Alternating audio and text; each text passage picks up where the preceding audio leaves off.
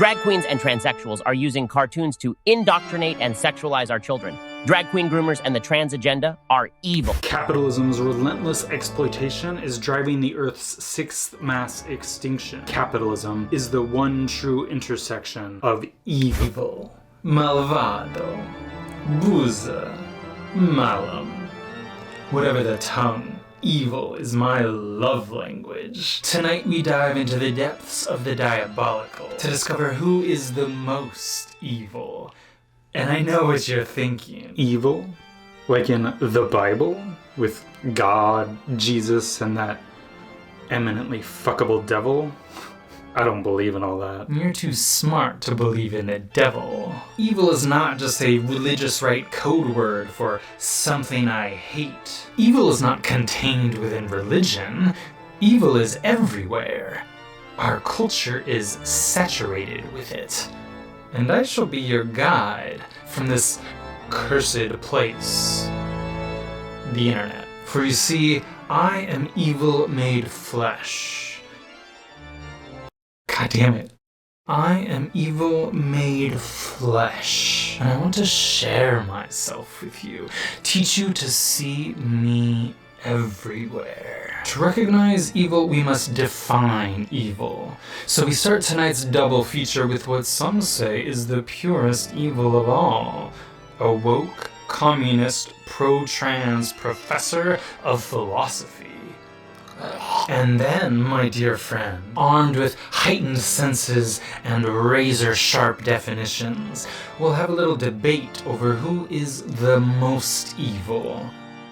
And then you'll see. You'll see the masters of malevolence, the queens of corruption, the kings of cruelty, the orchestrators of oppression, and the ultimate agent of evil. Shall we begin?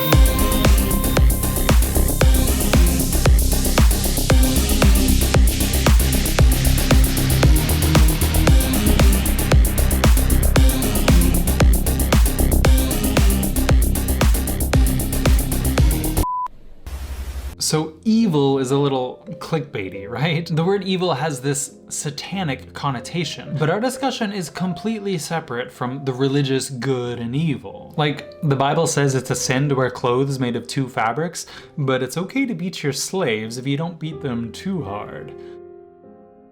Maybe not the best guide about right and wrong. But we don't use the word evil in a biblical context anyway, right? If we're feeling hyperbolic, we judge all kinds of things as evil. Groomers, boomers, and zoomers. Evil is a value judgment, the worst we can bestow. But evil doesn't just mean the worst. You're the worst. You're the worst. I'm the worst. You're the worst. Ugh, you're the worst. You are the worst! Oh, Britta's still the worst? Yeah. So edible. You're the worst. Evil means something sharper, malignant. I'll define evil as shocking, objective immorality. But this begs the question, is there an objective morality? Can anyone even know what is objectively right or wrong? Yeah, I do. Not because I'm like so smart and moral. I'm a dum-dum slut, but I used to be a professor of ethics, the academic study of right and wrong. So it's not me who knows what's good or evil, it's these titans of philosophy, some of the most influential minds in history. I'm just the messenger. If you want to learn about evil, you ask moral philosophers. You don't ask religious fanatics pushing a puritanical worldview of a transphobic, misogynist, patriarchal, jealous God who hates fags. Ooh, spicy.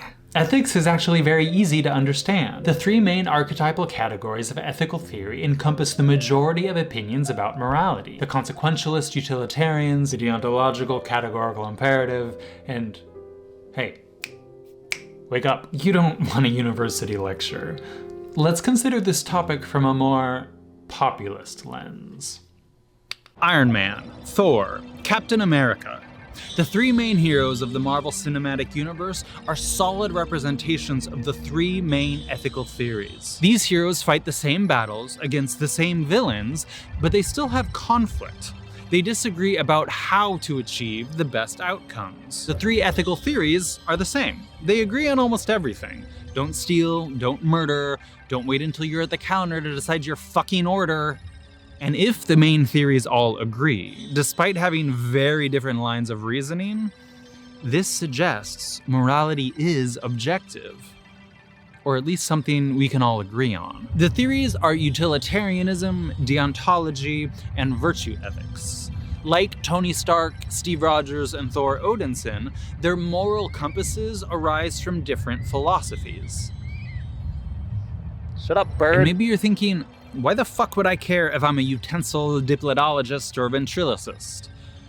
Which is a fair question. The purpose of this video is to help you understand objective morality, to explain these three theories in simple terms so that you can better discern right from wrong. Because the truth of the matter is, politics is filled with bad faith politicians who legislate actions that harm others for personal gain. Politicians who are shockingly, objectively immoral. This video is not about changing your beliefs. I want you to understand your beliefs better.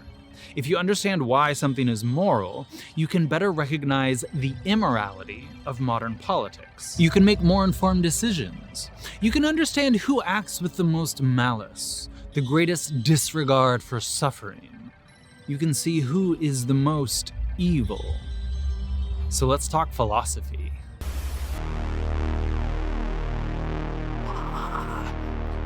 Utilitarianism was started by two dudes nobody has heard of, named Jeremy Bentham and John Stuart Mill. But there is a utilitarian philosopher you have heard of. Revolutionary communist, friend of the show, and pansexual deviant, Chad Marx.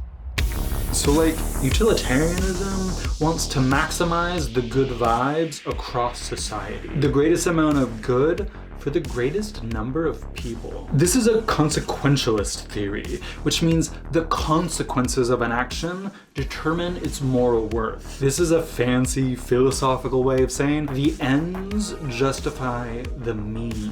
In the Marvel Cinematic Universe, Tony Stark is the voice of utilitarianism. Iron Man is often willing to make moral sacrifices for the greater good. We see this best in Avengers: Age of Ultron. Tony Stark is worried about future global threats, and he secretly works on artificial intelligence to protect the greater good. But he's totally sus. After the Avengers retrieve the mystical glow stick of destiny, Tony lies to his team. Banner and I'll give it the once over before it goes back to Asgard. Is that cool with you? And ultimately uses the scepter to create a true artificial intelligence. So you're going for artificial intelligence and you don't want to tell the team. Tony does this because he knows they'll push back. He adopts the mantle of mad scientist. Breaking rules. You think this is funny? Because he believes it is for the greater good. It's a hoot that you don't get why we need this. Tony. And then, of course, Ultron becomes an unstoppable supervillain murderbot, and not the hero Tony hoped. I'm glad you asked that because I wanted to take this time to explain my evil plan. Sometimes it just be like that. Ultron can't tell the difference between saving the world and destroying it. Where do you think he gets that? So Tony, always the smartest person in the room, doubles down. Halfway through the film, he does it all again. I'm caught in a time loop. This is exactly where it all went wrong. I know. The lies. I know what everyone's gonna say, but they're already saying it. The secret experimentation. We're mad scientists. And births vision. A second AI. The consequences of his first attempt were so bad, Tony is compelled to try again for better consequences. He succeeds the second time around and creates a true hero. Powerful, moral, and worthy. We need to go. Unsurprisingly, this hero that Tony creates turns out to be utilitarian. Well done. But more on that later. Tony believes the ends Peace in our time. justify the means. I've created a murder bot. So he's willing to break the rules and make morally questionable decisions. You want me to help you put Jarvis into this thing? No, of course not. I want to help you put Jarvis in this thing. Because he's hyper-focused on the consequences, ultimately saving as many lives as possible. That's utilitarianism. This is like a pretty superficial explanation because the best way to understand utilitarianism is by comparing it to its philosophical opposite, deontology. Let's watch a short video to learn more. For all actions, there are consequences. For all means, there are ends. The utilitarian focuses on consequences and says the ends justify the means. It's okay to break the rules if it's for the greater good. Deontology is the inverse. The consequences don't matter. Moral actions are moral regardless of their success. Good, well-intentioned actions justify bad consequences. The means justify the ends. There's a Marvel movie centered on the conflict between these two philosophies. Captain America: Civil War. Tony Stark is racked with utilitarian guilt about the unintended consequences of all their world saving, especially Ultron. Tony knows that they meant well, but the ends, in their case, have not justified their means. Oh, that's Charles Spencer, by the way. So Tony pressures the Avengers to sign the Sokovian Accords. We dropped a building on him while we were kicking ass. A document which surrenders their autonomy to a governing body. Tony doesn't think it's right. We need to be put in check. But he believes it serves the greater good. I'm doing what has to be done to stave off something worse. Captain America, on the other hand, is a deontologist. He believes the negative consequences of their world saving don't matter. The Avengers were formed to make the world a safer place. I feel we've done that. Because he knows their intentions were heroic. He refuses to sign. The safest hands are still our own. And this tears the Avengers apart. Even though a civil war hurts the greater good, Captain America is resolute, uncompromising in his moral belief. Even if everyone is telling you that something wrong is something right, even if the whole world is telling you to move, it is your duty to plant yourself like a tree. Look them in the eye and say no. You move. Steve will always choose the moral action, even if it has harmful consequences, even if it makes him a criminal. The means always justify the ends. Deontology was founded by Immanuel Kant, who wrote, "Usefulness or fruitlessness of a moral act can neither add nor subtract from its worth." Imagine a friend gives you a very thoughtful gift that you already owned. What do you say? There is no beneficial consequence from your action. It is a completely useless gift. You're a bad gift giver. No.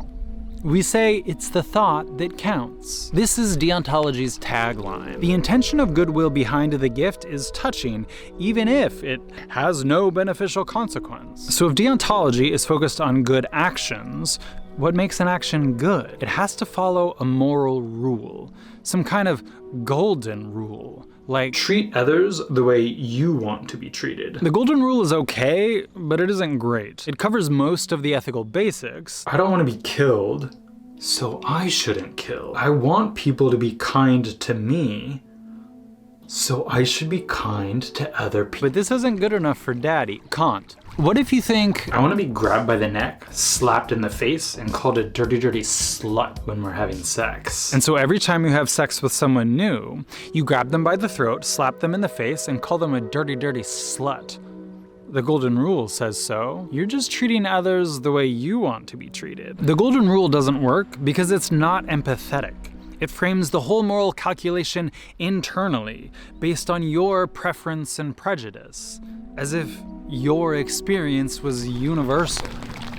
Okay, it's raining, so I hope it's not too loud. I've got like umbrellas. Here's a picture of the setup that I've got going on. The golden rule doesn't work because it's not empathetic. And this is my favorite part about deontology. Kant came up with the perfect rule. He called it the categorical imperative. You should always act as if the maxim of your action were to become universal law. In other words, an action is good if the intention, the essence of that action, is something everybody in the world had to do. Should I murder? What if everybody murdered? No, thank you. Should I be kind? What if everybody was kind? Oh, that would be lovely. This nuance answers the harder questions. Should I slap people in the face during sex? What if everybody slapped their lover in the face during sex? That's not the right question. We need the maxim, the intention behind rough sex. I like rough sex. It fulfills a consensual shared fantasy. Should we honor consensual shared fantasies? What if everybody honored consensual shared fantasies? Oh, wouldn't that be something? Should we encourage people to pursue whatever form of consensual love they desire, straight or queer? What if everybody encouraged people to pursue whatever form of consensual love they desired, straight or queer? Incredible, no? Daddy Kant was one smart motherfucker. Sure, he was a little racist and definitely speciesist, but who isn't? To sum up, Deontology says it's not the consequence of an action that matters, it's the intention behind the action, which ought to be guided by the categorical imperative. So back to the MCU. Captain America's deontology later clashes with the utilitarianism of Tony Stark's ideological offspring, Vision. In Infinity War, the Avengers have the option of killing Vision to preemptively stop a fascist tyrant from destroying half of all life. If he gets the stone, half the universe dies. For Vision, this is a very easy utilitarian calculation. Well, then we have to protect it. No, we have to destroy it. Killing an innocent, himself, is a moral sacrifice for the greater good. Thanos threatens half the universe. One life cannot stand in the way of defeating him. But it should. Captain America vetoes this immediately. We don't trade lives, Vision. This is the deontological take. Even if this sacrifice could serve the greater good, Captain America, moral compass of the Avengers, I am Groot! I am Steve Rogers. Says no, we cannot murder the innocent. What if everybody murdered the innocent because they believed it served the greater good? I want to be clear that A, these theories do not have rigid boundaries. You can view different problems through either lens. And B, neither is philosophically superior to the other. They are guides. Maybe you believe that the ends do justify the means. Like Tony Stark, you believe it's okay to break the rules in service of the greater good. You might be more utilitarian. Or maybe, like Steve Rogers, you believe doing the right thing is more important than the outcome. You might identify more with deontology. But maybe neither of these sounds right to you. Don't worry, the third theory is a wild card, completely different from the first two. Let's watch a short video to learn more. 1 to go. No, fuck.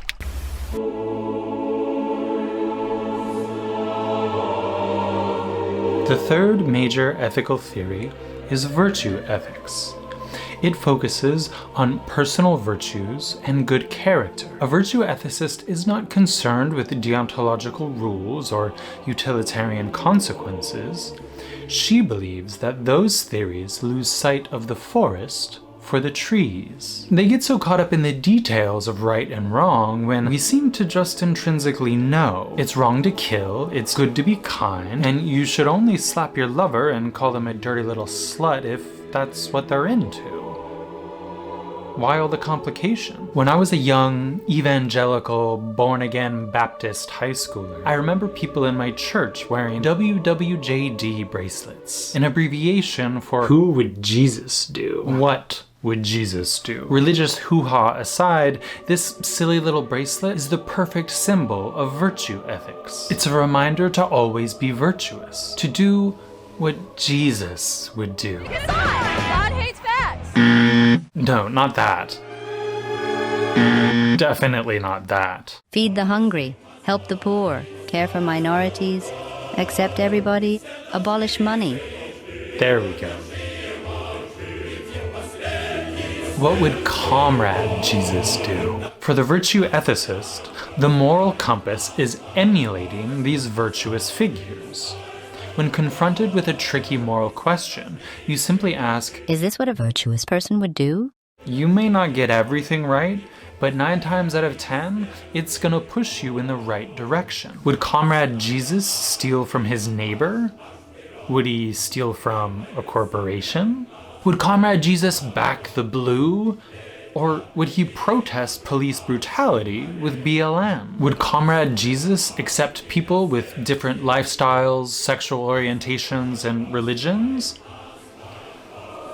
Accept one another, just as Christ has accepted you. A virtuous person always does the right thing because that's what a virtuous person does. She doesn't lie because lying isn't virtuous.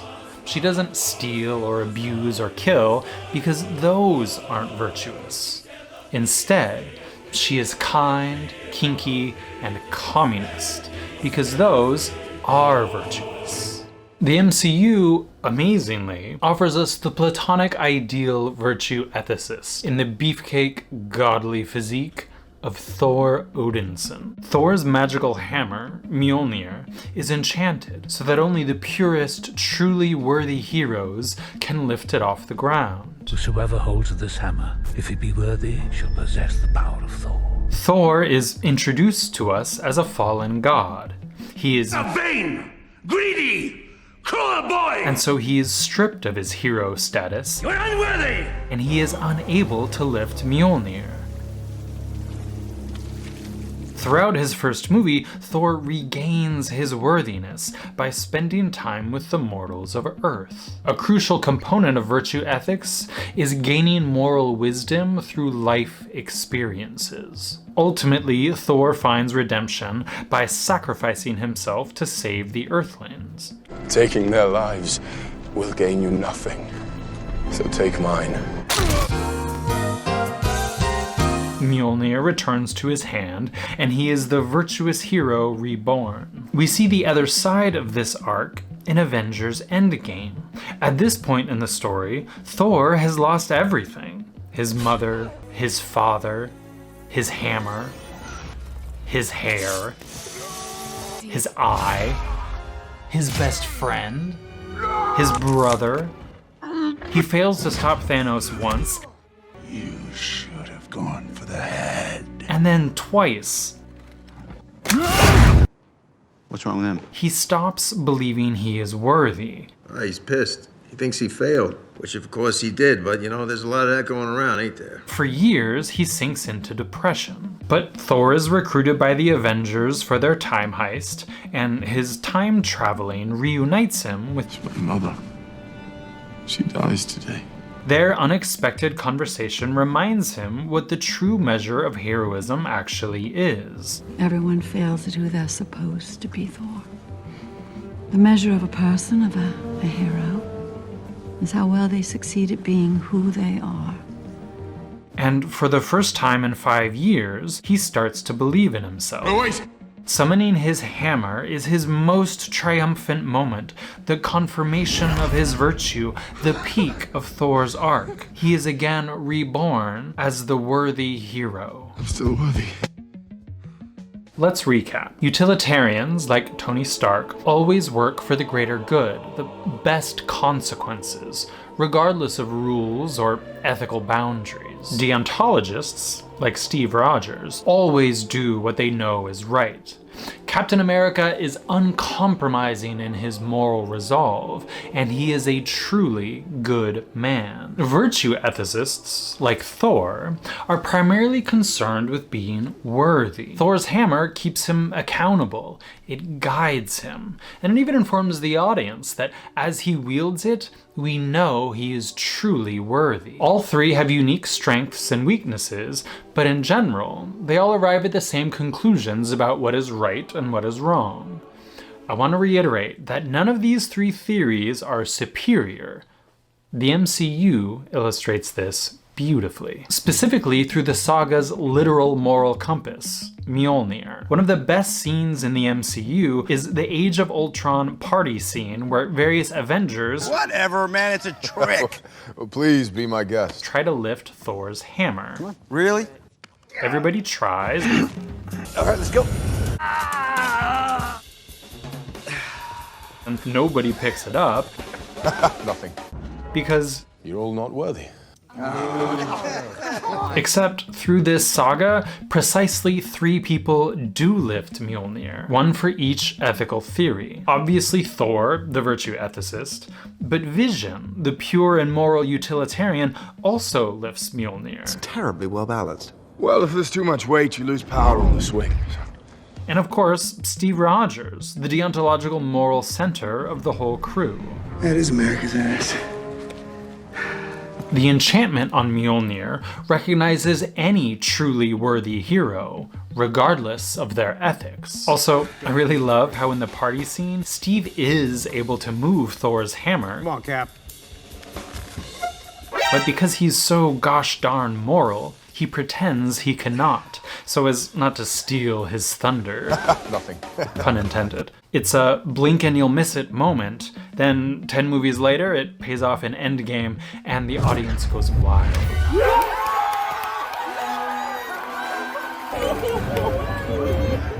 I knew it. The point is that even in the MCU, no ethical theory is superior. You're not right or wrong for being a utilitarian, deontologist, or virtue ethicist. All ethical frameworks are capable of lifting Mjolnir because all three ethical theories are worthy.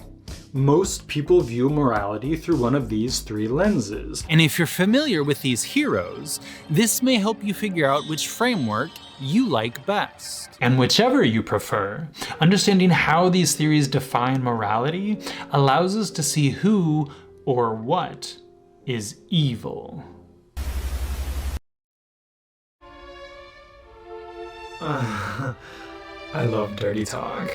I just swell when I hear evil described with such objectivity. As we begin this next video, I want you to remember that these were experts on good versus evil. So if you find yourself disagreeing with morality experts, your beliefs are not your own. For you see, entire industries are built on propaganda, hiding their evil with one hand, conjuring boogeymen with the other. The hatred of trans people, of immigrants, of the homeless, of women, it's all manufactured. The demonization of the other is...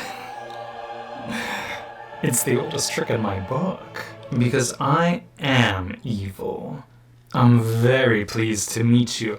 I hope you guess my name. What's puzzling you is the nature of my game, how deep my roots grow, my virtues flaunted without shame. Behold.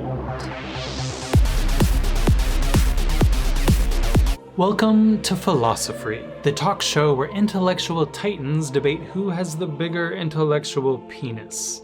As always, I'm your host, CJ. Tonight's debate is quite simple. Which politicians are the most evil? Joining me today is intellectual titan and master debater, Shep Baniro. Ben Shapiro. That's what I said. Shapino believes the most evil politicians are the Democrats. The Democrats, and specifically the socialists. And on my right, intellectual titan and categorical degenerate, Chad Marks. Chad, it says here in my notes that you'll be arguing it's the Republicans who are evil. Nah, dude, it's the capitalist politicians who are evil. Both Republicans and Democrats. Fail the vibe check. That's great. What did you say your name was again? CJ. Uh-huh. Isn't there a conflict of interest having you score a debate on evil? Oh, I'm just the moderator. As always, our debate will be scored with MB42, our resident morality AI, who can answer any moral question through all ethical lenses. He's never wrong. Assuming my gender is male reinforces the patriarchy. Let's get started with round one. Tell us, Chad, who is evil? I'm gonna start with an easy breezy freebie, the unapologetically evil George Santos. Not only did he lie about his family's involvement in the Holocaust and 9/11, capitalizing on global tragedies to further personal gain, but his most bogus transgression was setting up a GoFundMe for a disabled homeless veteran's dying service dog's treatment, and then stealing all the money. Wow. Doesn't sound great. Let's see what MB has to say. George Santos stealing from a disabled homeless veteran's dying service dog. Rich grifter gets marginally richer. Disabled homeless veteran loses their most loyal family member. A service dog dies. What if Everybody stole from disabled homeless veterans' dying service dogs for profit. Would Comrade Jesus steal from a disabled homeless veteran's dying service dog? George Santos. Evil. Well, it looks like George Santos is bona fide evil. Okay, Chapeno, who do you think is evil? I'm going to start with Nancy Pelosi. The thing that Nancy Pelosi is going to be remembered for is the fact that she has essentially tripled or quadrupled her net wealth while she was in Congress. She is now extraordinarily wealthy, like a lot more wealthy than she was when she entered Congress. There was a bill that was put up to ban members of the House from owning stock to stop conflicts of interest, and she refused. Let's ask MB 42. Congresswoman making $150 million via insider trading. Rich white lady gets richer by cheating. Every other capitalist investor she is exploiting gets marginally poorer. What if everybody used unfair advantages to steal money from other people? Would Comrade Jesus engage in insider trading to become a centimillionaire? Nancy Pelosi. 2/3 evil. Nancy Pelosi is guilty. She's not killing the service dogs of disabled homeless veterans, but she is stealing money from other capitalists. That's bad, but not fully evil. Nancy Pelosi sucks. But I have to say, we're capitalist. And that's just the way it is. But she's not the worst Democrat. I'm a consequentialist, so I'm most interested in canceling those who do the greatest harm to the greatest number of people. Like Democratic Senator Joe Manchin, seen here on his yacht, rich-splaining to poor protesters why they don't deserve vision or dental care. In January of 2022, Manchin and every Republican senator voted to kill the child tax credits, which assisted 61 million children during the pandemic. When the CTC was vetoed, child poverty went up 40%. With just one vote, Joe Manchin and the Republicans put 3.7 million kids into poverty because capitalism says giving money to poor children creates an entitlement society. It does. The capitalist politicians have made poverty a policy choice. That's evil. MB42, is poverty evil? Rich politicians legislating innocent children into poverty. The rich get richer. 3.9 million children slide into poverty. What if everybody chose profits over helping kids in poverty? Would Comrade Jesus refuse to help the poor and destitute? Legislating poverty. Double evil. That's not evil. Of course you think that. You're against universal school lunches. School lunches are not going to solve the problem of child hunger on any serious level.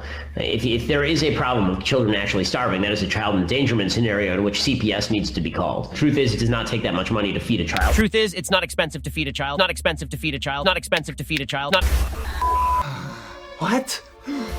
I thought it was you. I can only hold that form for so long. I didn't know for sure. You're getting so good at tricking me. Oh my dad. Look who it is. I mean, don't you think parents should always prioritize feeding their children first? If a child is hungry, that just means he has bad parents.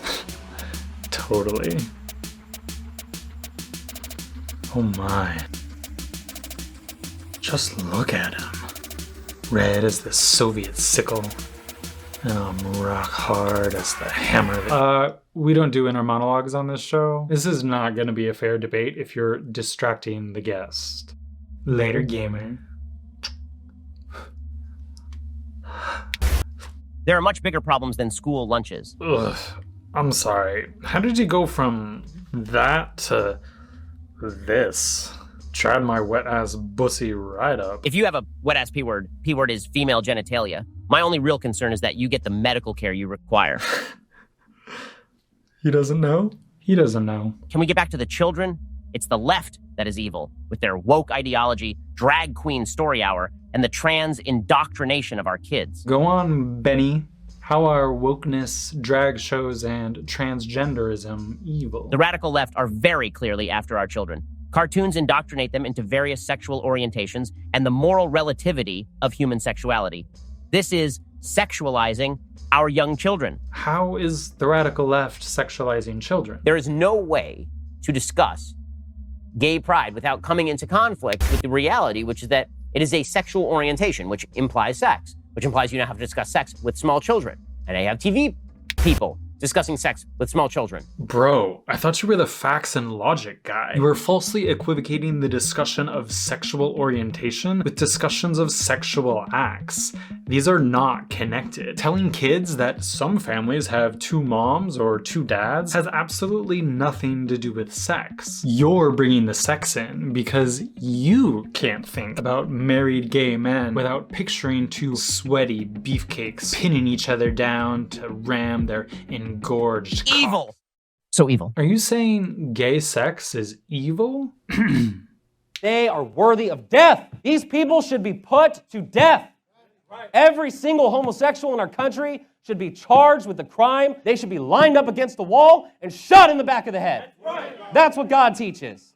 That's what the Bible says. The Bible says in Leviticus 28 that if a man lies with another man, they are abhorrent and they shall be put to death. My brother in Christ. The Bible also says in Leviticus that if any man insults his father or mother, he shall be put to death. If you gather wood on the Sabbath, you shall be stoned to death. God commands Moses to murder all the men, boys, and women of a rival tribe, sparing only the virgin women as conquest.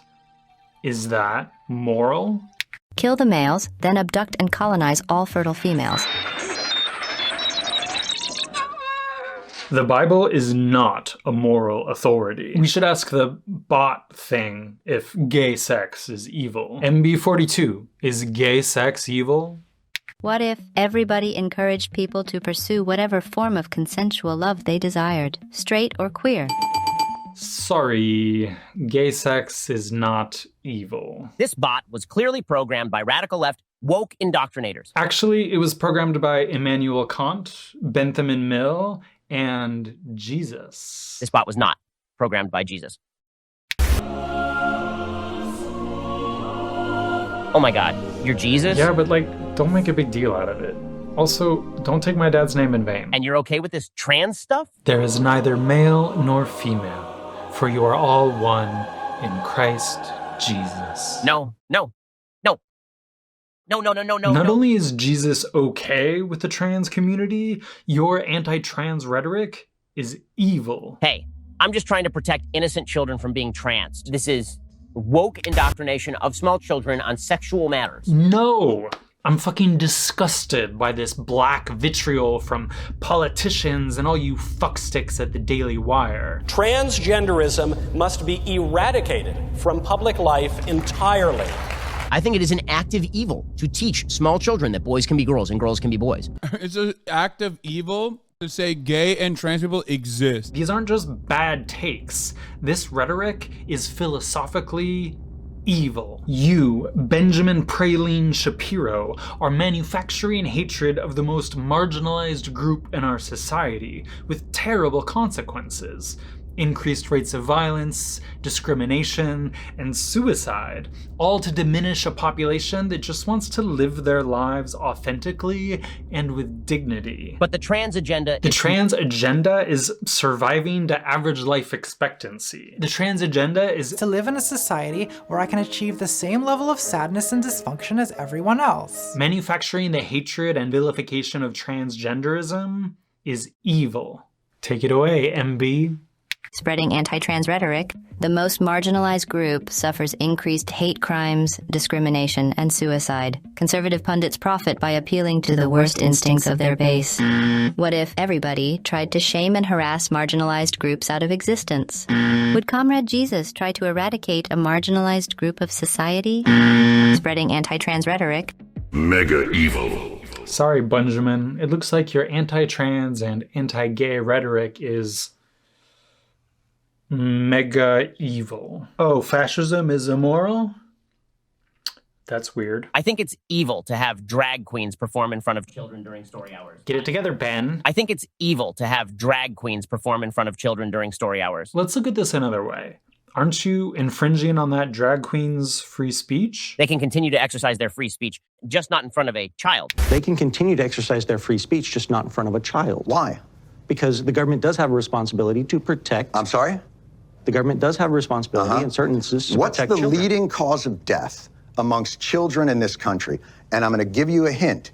It's not drag show readings to children. Correct, yes. So what is it? I'm presuming you're going to say it's firearms. No, I'm not going to say it like it's an opinion. That's what it is. It's firearms. More than cancer, more than car accidents. And what you're telling me is... You don't mind infringing on the First Amendment, free speech, to protect children from this newest manufactured boogeyman, but when it comes to children that have died, you don't give a flying fuck to stop that, because that right, the Second Amendment, shall not be infringed under any circumstance. It is a fundamental right in the United States, enshrined in the Constitution, to be able to protect yourself with guns. There is a mass shooting in this country every single day. We're the only country in the world with more guns than people. The leading cause of death amongst children is gun violence. Yeah, but the Constitution says... The says... leading cause of death amongst children is gun violence. The direct result of lax gun laws, which are a direct result of lobbying from the NRA. Every politician who accepts these bribes is complicit in the murder of every single child who dies in a school shooting. Sacrificing innocent children for money is fucking evil.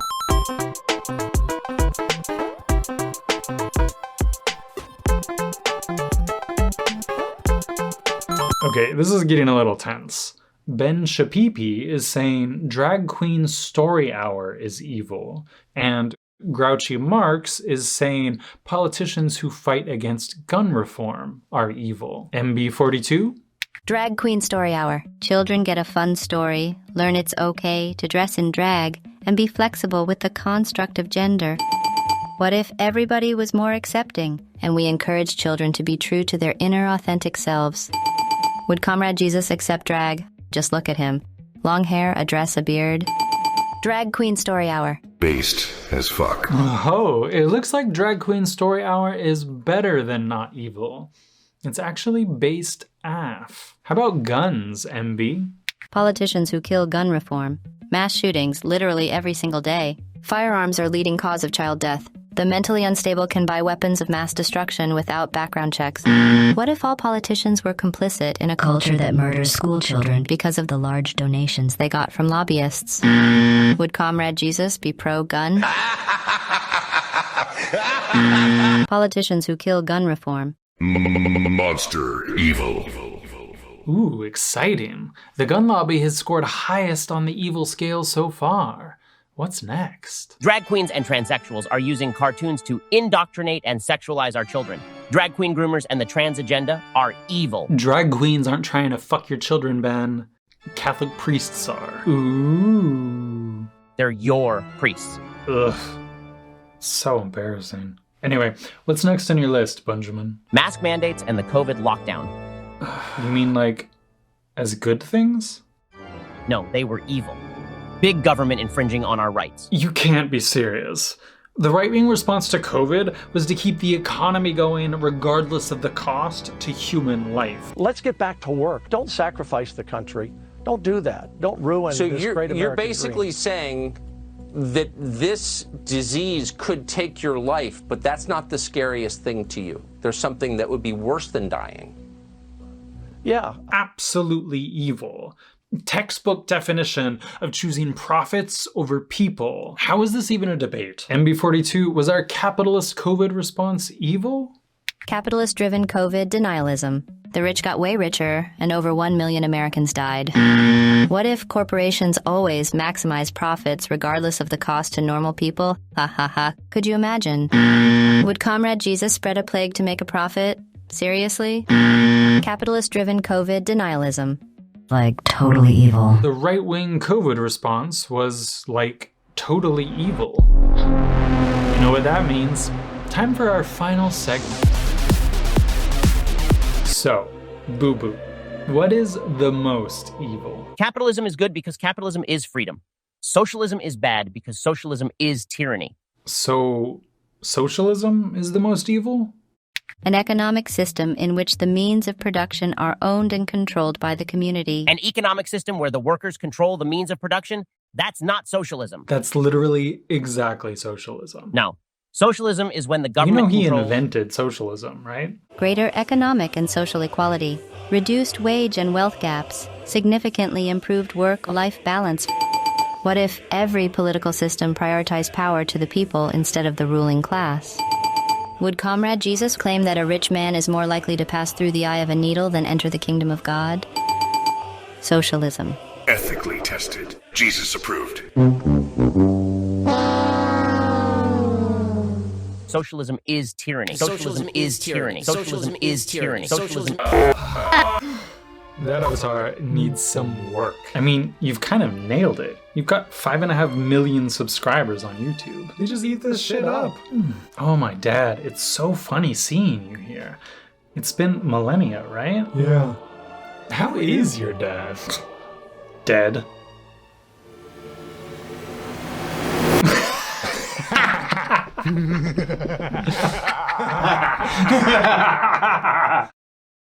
This is a weird talk show. So Chad, who is the most evil? The most evil thing is... Say the line, Bart! Capitalism. Capitalism is good because capitalism is freedom. What freedom? To exploit, pillage, commodify every aspect of our lives? 34 million people in the US suffer from food insecurity. 10% of the population. And we waste 300 million pounds of food every day. 9 pounds of food for every hungry person. There are 17 million vacant homes in the US and only 600,000 homeless. 28 empty units for every homeless person. We consider ourselves an advanced society, but we choose not to feed and house everybody, despite being clearly capable. We choose to murder Jordan Neely for being homeless and hungry, and the same ghouls who propagate the broken system that put Neely on the streets call his murderer a hero. You would normally consider that an act of heroism. They should be giving Daniel Penny the key to the city. Why is this happening?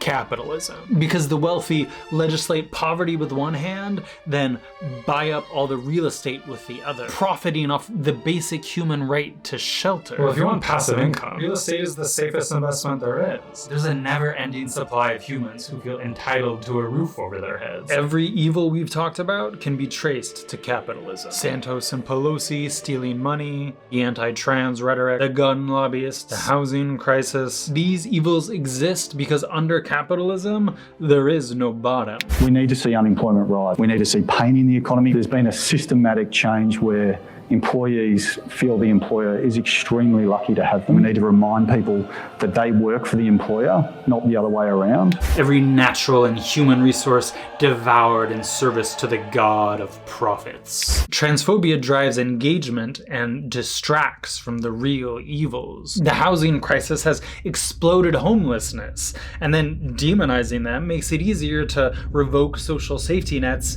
in turn funding tax cuts for the wealthy. Politicians won't reform gun laws because they get millions of dollars to do nothing. Capitalism drives them all. MB42? An economic system based on private ownership of the means of production with the goal of maximizing profits, concentration of wealth, rising poverty, decreasing economic mobility. Profits emergence as society's sole motivator at the cost of our health and the planet.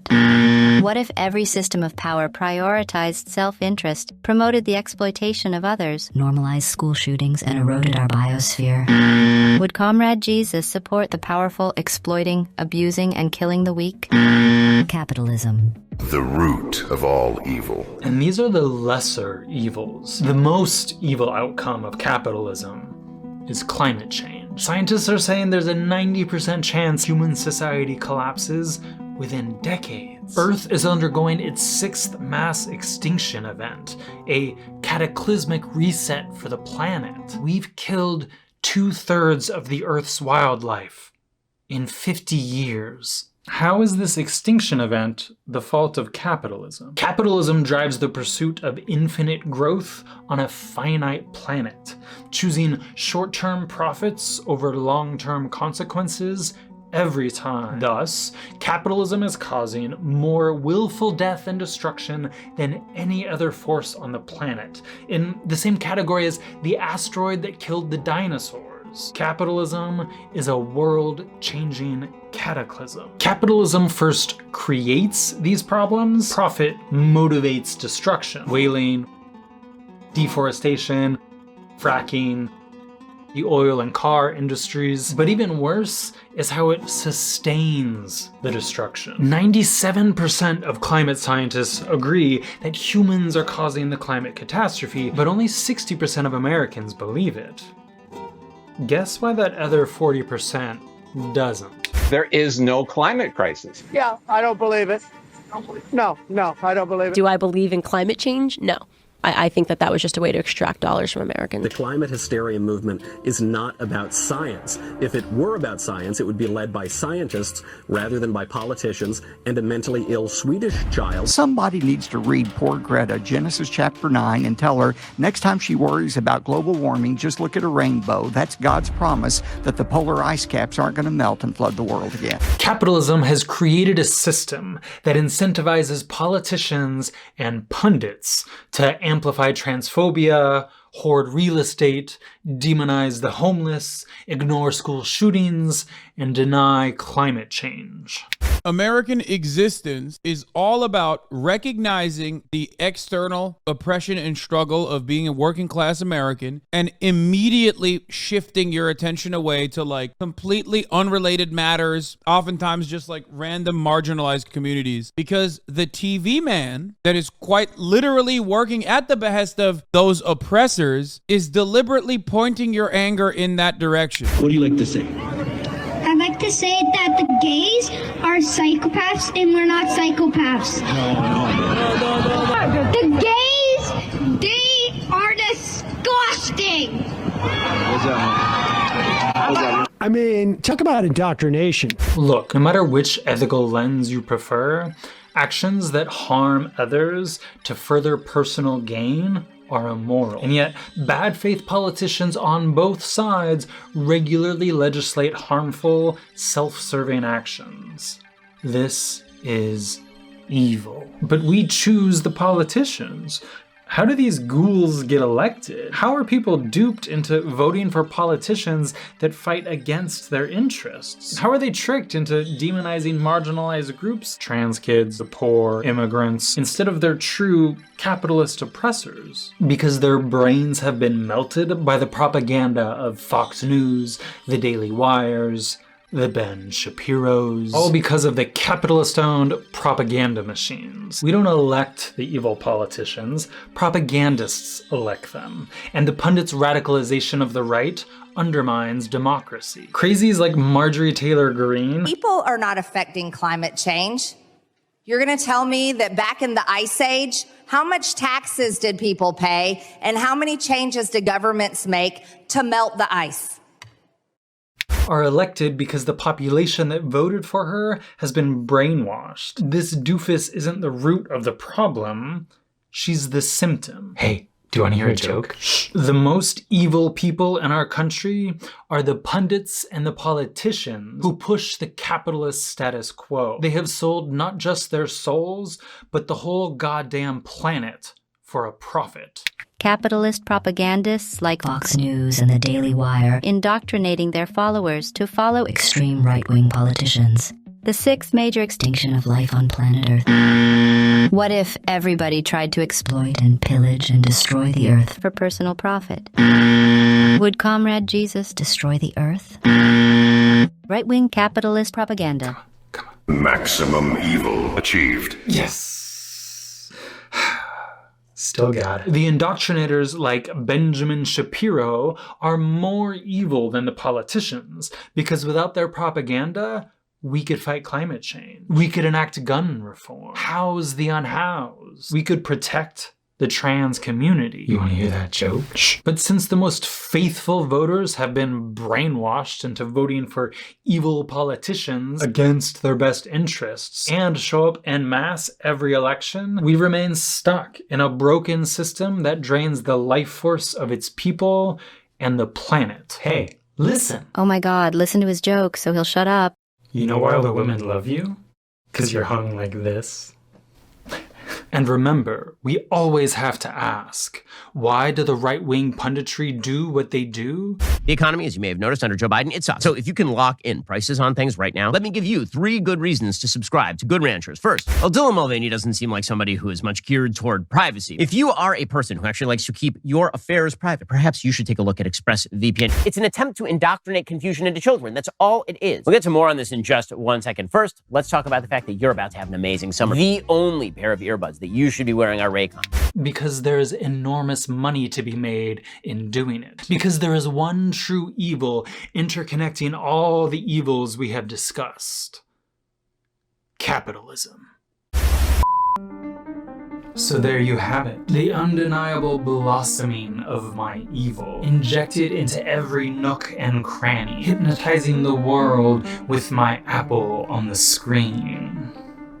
Okay, come here, okay, right here. What do you want this? You want some apple? You want some apple? Oh yes, oh yes. You like fruit? Are you like some kind of weird dog or something? Look around you. What do you see? Businessmen, lawyers, the working class, the very minds of the people you're trying to save. But until you do, these people are still a part of my system. These people are not ready to be unplugged. And many of them are so inert, so hopelessly dependent on my system, that they will fight to protect it. Can't you see I've already won? All the hatred I foment, all the influence I've sown, the complete normalization of the daily evils of our society. An entire political system, left and right, completely under my control.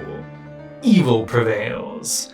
And there's nothing you can do about it. Stay tuned for my next 2 videos describing exactly what you can do about it. Whores in this house. There's some whores in this house. There's some whores in this house. There's some whores in this house. Hold on. I said certified freak. 7 days a week. Wet ass P-word. Make that pull-out game weak. Yeah, you effin' with some wet ass P-word.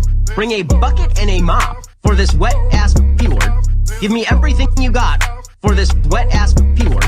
Beat it up N-word. Catch a charge. Extra large and extra hard. Put this P-word right in your face. Swipe your nose like a credit card. Hop on top, I wanna ride. I do a Kegel while it's inside. Spit in my mouth, look in my eyes. This P-word is wet, come take a dive. They continue along these lines. And it gets significantly more vulgar. Like, a lot more vulgar. Talk your S-word, bite your lip, ask for a call while you ride that D-word. You really ain't never gonna F him for a thing. He already made his mind up before he came. Now get your boots and your coat for this wet-ass P-word. Pay my tuition just to kiss me on this wet-ass P... Right, so... Okay, pause it.